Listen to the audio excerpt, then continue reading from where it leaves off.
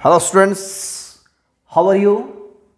तो बच्चों आज पढ़ेंगे हम एनसीईआरटी का प्रॉब्लम्स।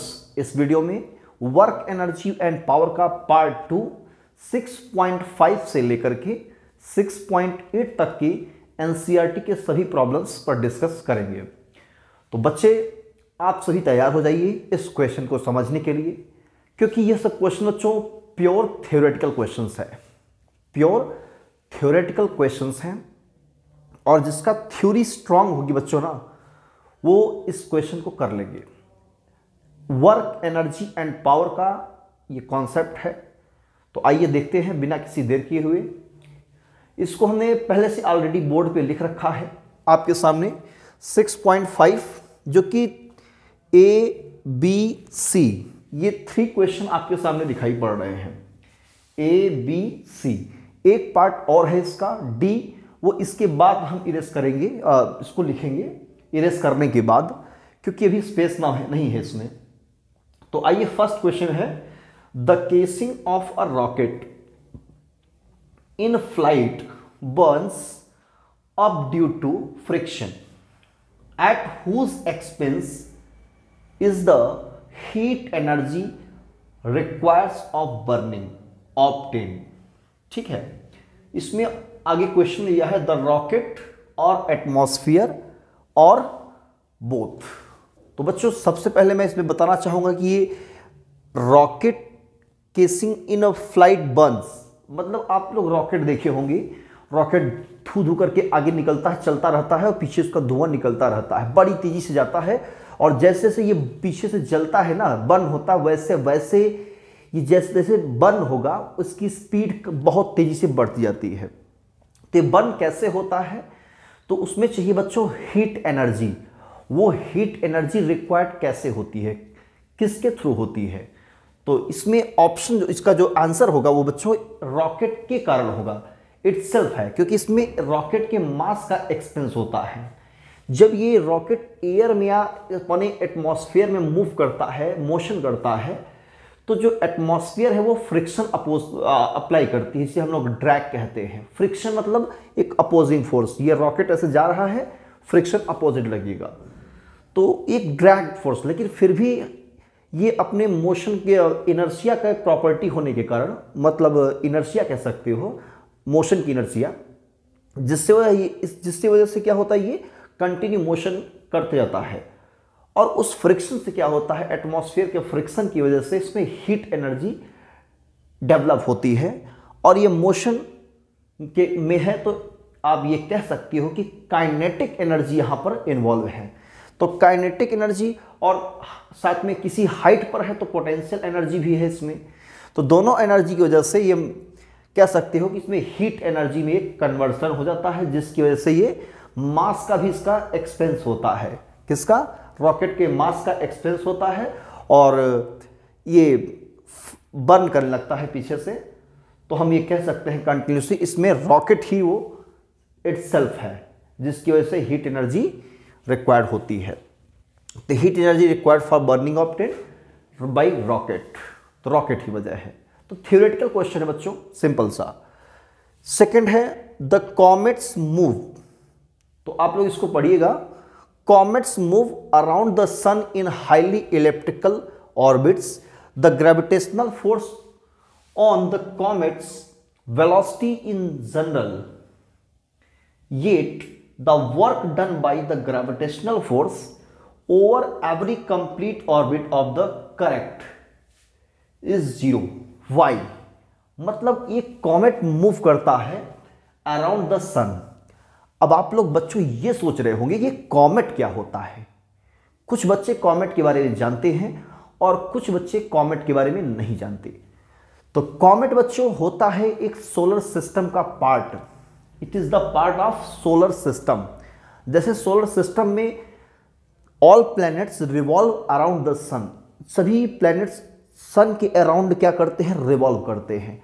ठीक उसी प्रकार से कॉमेट भी हमारा रिवॉल्व करता है अराउंड द सन, बट इसका पाथ जो है वो फिक्स नहीं होता कि इलिप्टिकल है कि सर्कुलर है, किसी भी शेप का हो सकता है, किसी भी शेप का हो सकता है। तो इसमें कह रहा है कि work done by gravitational force over every complete orbits of the correct is 0।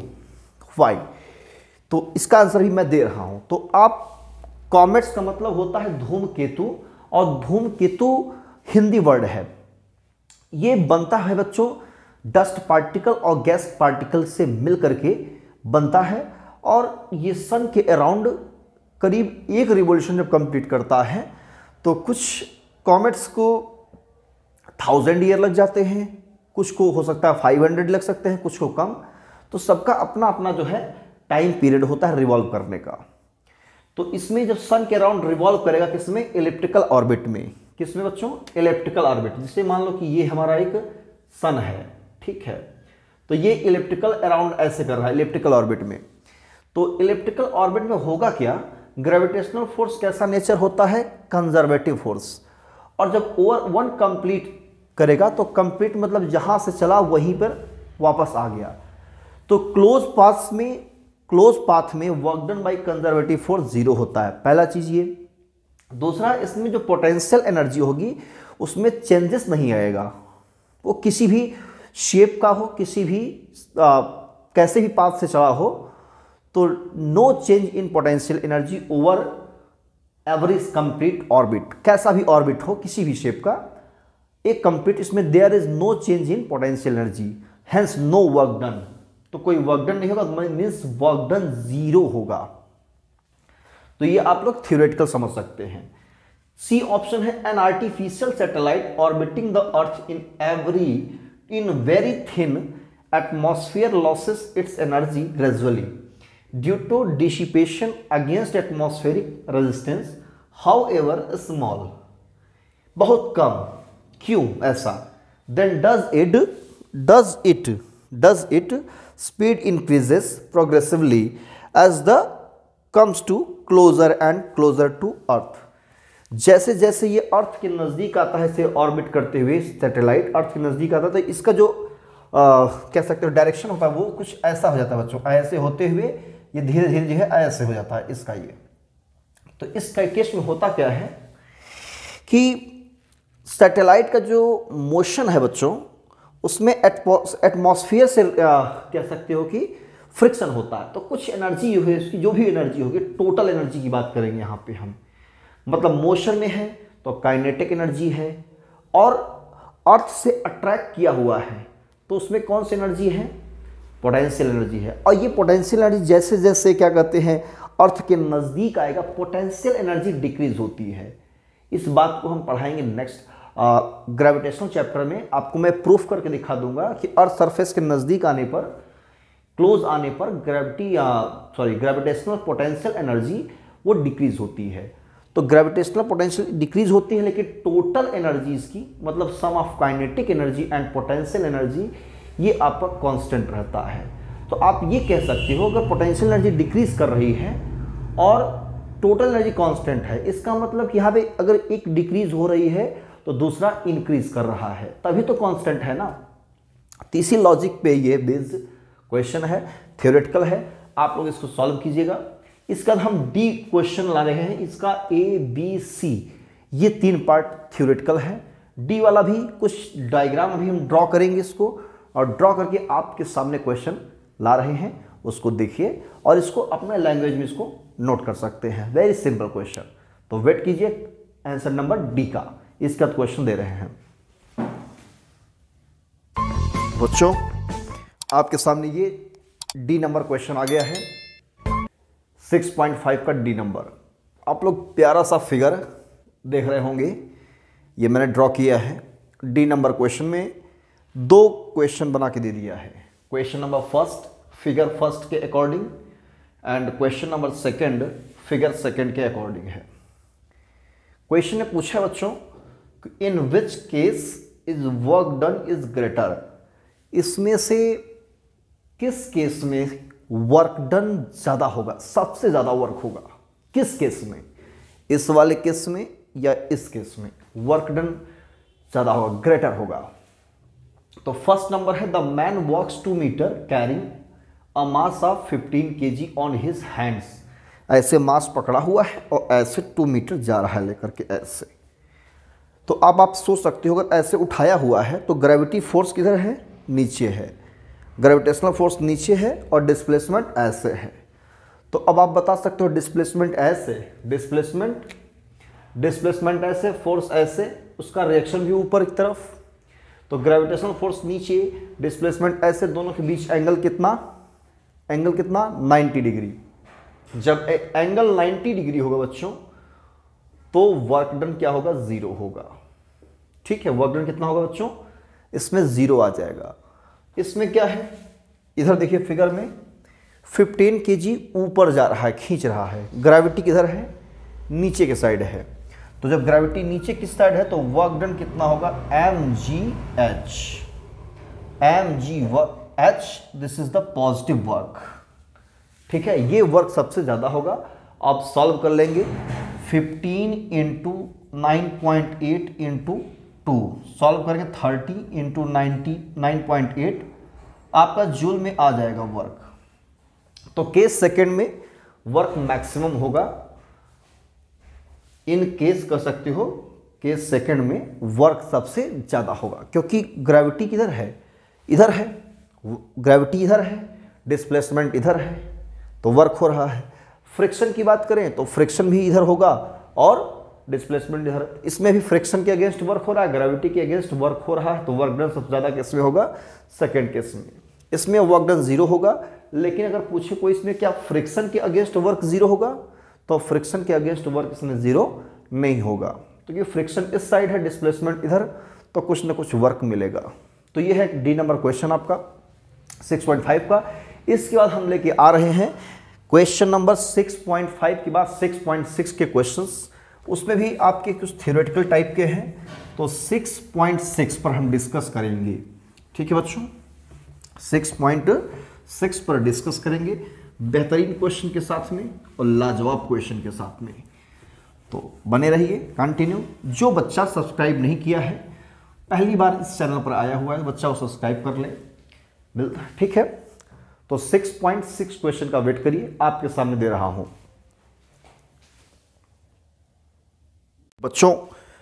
आपके सामने 6.6 क्वेश्चन दिखाई पड़ रहा होगा, जिसमें ABCD 4 क्वेश्चन है 6.6 में।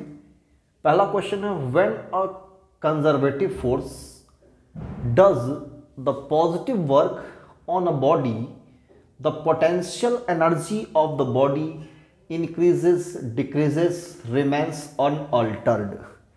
बच्चों थ्योरी आपने पढ़ा होगा कि कंजर्वेटिव फोर्स अगर वर्क डन पॉजिटिव कर रहा है तो उसमें पोटेंशियल एनर्जी क्या होगी।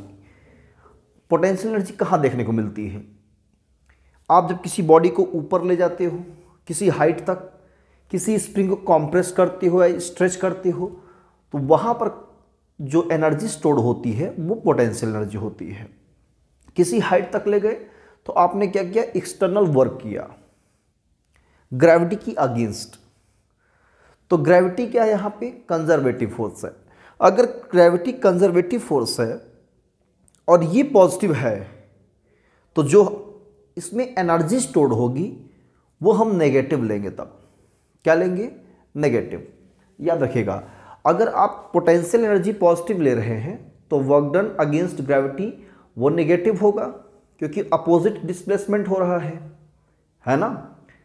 अगर वर्क डन पॉजिटिव आप ले रहे हैं तो पोटेंशियल एनर्जी नेगेटिव में होगा, और जब बच्चों पोटेंशियल एनर्जी नेगेटिव में होगा, इसका मतलब यह है कि पोटेंशियल एनर्जी डिक्रीज कर रहा है। तो यहां पे आप बता सकते हो कि कंजर्वेटिव फोर्स ये पॉजिटिव वर्क डन है, तो potential energy of the body increases, ये इसका राइट आंसर हो जाएगा। इसमें देखिए ऑब्लिक करके दिया हुआ है, रिमेन्स अनअल्टर्ड का मतलब कुछ चेंजेस नहीं होता। ठीक है, तो ये पहला क्वेश्चन हो गया। Work done by a body against friction always result in a loss of its kinetic oblique potential energy. ये आपके पास दो ऑब्लिक ऑप्शन है, एक काइनेटिक एनर्जी लॉस करता है कि पोटेंशियल, कौन सा बताना है, इसमें कौन सा सही होगा। अब आपको पता है कि काइनेटिक एनर्जी क्या होती है, मोशन के कारण एनर्जी आती है, पोटेंशियल एनर्जी उसकी पोजीशन के कारण स्टोर होती है, और आप ये भी जानती हो कि फ्रिक्शन हमेशा मोशन का अपोज करता है। अगर कोई बॉडी ऐसे मोशन कर रही है तो फ्रिक्शन जस्ट अपोजिट लगेगा, बॉडी इधर मूव कर रही है तो फ्रिक्शन अपोजिट लगेगा। ये जो फ्रिक्शन होता है इसके मोशन को अपोज करता है, आप सभी जानते हो। और जब फ्रिक्शन मोशन को अपोज करेगा तो आप ये कह सकते हो जो उसमें एनर्जी स्टोर्ड होगी वो भी उसका भी अपोज कर रहा है। तो मोशन के कारण कौन सी एनर्जी स्टोर्ड होती है? काइनेटिक। तो आप ये कह सकते हो कि फ्रिक्शन ऑलवेज काइनेटिक एनर्जी को क्या करता है? अपोज करता है, उसका ही लॉस होगा। तो यहां लॉस ऑफ क्या होगा? Kinetic energy. Kinetic energy, a loss of its kinetic energy. Work done by a body against friction always result in a loss of its kinetic energy. यही राइट आंसर होगा। ठीक है, आगे बढ़ते हैं। The rate of change of total momentum of many particle system is proportional to external force oblique sum of internal forces on the system. मान लो एक सिस्टम है, कई पार्टिकल से मिलकर बना हुआ है, ठीक है, और वो मान लो मोशन कर रहा है, किसी मोशन में है, कुछ मोमेंटम है उसके पास, कई पार्टिकल्स का कुछ मोमेंटम है। तो ये मोमेंटम अगर चेंज हो रहा है, कह रहा है ना चेंज ऑफ टोटल मोमेंटम, पूरे सिस्टम का मोमेंटम अगर चेंज हो रहा है वो किस पर डिपेंड करेगा? इस प्रोपोर्शनल टू एक्सटर्नल फोर्सेस पर कि सम ऑफ इंटरनल फोर्सेस? तो बच्चों जो सम ऑफ इंटरनल फोर्सेस होता है वो एक दूसरे कैंसिल आउट कर देते हैं। इंटरनल फोर्सेस मतलब जो मॉलिक्यूल्स के बीच अट्रैक्शन फोर्स होता है उसी को हम लोग इंटरनल फोर्सेस कहते हैं, जिससे वो पार्टिकल सिस्टम बना है। तो सभी एक दूसरे क्या करते हैं? खींचे रहते हैं। अट्रैक्ट मतलब कैंसिल आउट कर देते हैं, तो उस पर कोई इफेक्ट नहीं पड़ेगा। तो अब आप ये बता सकते हो कि एक्सटर्नल फोर्स ही वो कॉज है जिस पर डिपेंड करेगा। मतलब कोई अगर सिस्टम मोशन कर रहा है जिसके पास अपने पास कुछ लीनियर मोमेंटम है, अगर वो चेंज हो रहा है, इसका मतलब आप कह सकते हो क्या कि उस पर एक्सटर्नल फोर्स अप्लाई हो रहा है। यस और नॉट? आप ये जानते हो law of conservation of momentum. If there is no external forces applied on a body, then total momentum of the body or system remains constant or conserved. आप ये जानते हो, तो यहां से आप बता सकते हो अगर चेंज इन मोमेंटम हो रहा है तो वो किस पर डिपेंड करेगा? एक्सटर्नल फोर्स पे। जितना ज्यादा फोर्स उतना चेंज इन मोमेंटम। तो ये एक्सटर्नल फोर्स के लिए जाएगा आंसर इसका। आइए डी की तरफ बढ़ते हैं। इन an elastic collision of two bodies, in elastic collision of two bodies, the quantities which do not change after the collision are, मतलब कौन सी क्वांटिटी चेंज नहीं होती? The total kinetic energy, total linear momentum, total energy of the system of two bodies. बताइए, सोच के बताइए कौन सा क्वांटिटी इसमें क्या कहते हैं? चेंज नहीं होता है। इन इलास्टिक कोलिजन में, आफ्टर कोलिजन के बाद। थ्योरेटिकल क्वेश्चन है बच्चों 6.6, जो थ्योरी आपने पढ़ी अपनी क्लास में, अपनी कोचिंग्स में, स्कूल की क्लास में, वही थ्योरी पर बेस्ड ये एनसीईआरटी का न्यूमेरिकल होता है। बहुत सिंपल होता है, लेकिन आपने इसको देखा और देखते ही घबरा गए, ये कहां से क्वेश्चन आ गया इतना ज्यादा, बाप रे बाप, है ना? तो डरने की जरूरत नहीं, क्वेश्चन को पढ़ा करिए स्टेप बाय स्टेप। तो आपको पता है कि इन इलास्टिक कोलिजन में सब कुछ कंजर्व होता है, लेकिन एक चीज का लॉस होता है। इन इलास्टिक वाले केस में सब कुछ कंजर्व रहेगा, कांस्टेंट रहेगा, एक चीज का लॉस होता है, वो है काइनेटिक एनर्जी। काइनेटिक एनर्जी का लॉस होता है। तो आप ये डायरेक्टली कह सकते हो कि यहां पे काइनेटिक एनर्जी ये चेंज होगी, मतलब ये सिस्टम का चेंज होगा। इसमें क्या पूछा है? Do not change. तो ये टोटल लीनियर मोमेंटम और total energy of the system of two bodies, total energy और टोटल लीनियर मोमेंटम ये चेंज नहीं होगा। ठीक है ना? थ्योरेटिकल क्वेश्चन था। अब इसके बाद हम 6.7 ला रहे हैं, इसको इरेज करेंगे। आप लोग इसको नोट कर सकते हैं अपने लैंग्वेज में। मैं 6.7 की बात कर रहा हूं। ओके, तो 6.7 नंबर क्वेश्चन आपके सामने है, ट्रू एंड फॉल्स। ये क्वेश्चन आपको सॉल्व करना है देख करके। इन an elastic collision of two bodies, the momentum and energy of each body is conserved. क्या लगता है आपको, सही है? कैसे सही है? इंडिविजुअल बॉडी का कभी भी मोमेंटम और एनर्जी कंजर्व नहीं होता। जब भी कंजर्व हो एक सिस्टम की बात करेगा, इंडिविजुअल बॉडी की नहीं होगी। तो इस हिसाब से ये गलत है, फॉल्स है। ठीक है। टोटल एनर्जी, ये फॉल्स में F, total energy of system is always conserve no matter what internal and external forces on the body are present. ये बताइए, total energy of system always conserve no matter what internal and external forces on the body are present. अगर internal और external forces present है तो क्या energy conserve होगी? अगर आप कोई फोर्स अप्लाई करे एक्सटर्नल तो एनर्जी अब कंजर्व होगी, चेंज होगी? एनर्जी चेंज होगी, कंजर्व नहीं होगी। इस हिसाब से ये भी क्या होगी, ये भी फॉल्स है। ये भी क्या है, false. Work done in the motion of a body over a closed loop is zero for every force in nature. False है भाई, गलत है ये। एवरी बॉडी कह रहा है, सिर्फ और सिर्फ कंजर्वेटिव वाले फोर्स के केस में वर्क डन क्या होगा, जीरो होगा ना। यस, सिर्फ और सिर्फ कंजर्वेटिव फोर्स के केस में वर्क डन जीरो होगा, but non conservative force like friction, friction के अगेंस्ट वर्क जो भी होगा उसमें वर्क डन जीरो नहीं होगा, चाहे वर्क डन क्लोज्ड लूप से लिया जाए। ठीक है, तो ये भी फॉल्स है। इन an elastic collision the friction final kinetic energy is always less than initial kinetic energy of the system. ये राइट है, तो यहाँ पे ये ट्रू है, राइट है। आपने पढ़ा है जस्ट कि इन इलास्टिक कोलिजन में काइनेटिक एनर्जी चेंज होती है, वो भी कम हो जाती है, लेस होती है, पहले के कंपेयर में लॉस होती है, बाकी सब कुछ कंजर्व होता है। तो यही है थ्योरेटिकल आपका कॉन्सेप्ट। बेटा तैयार है तो क्लियर होगा। तो 6.7 के बाद हम 6.8 क्वेश्चन लेके आ रहे हैं और इस वीडियो का लास्ट क्वेश्चन है।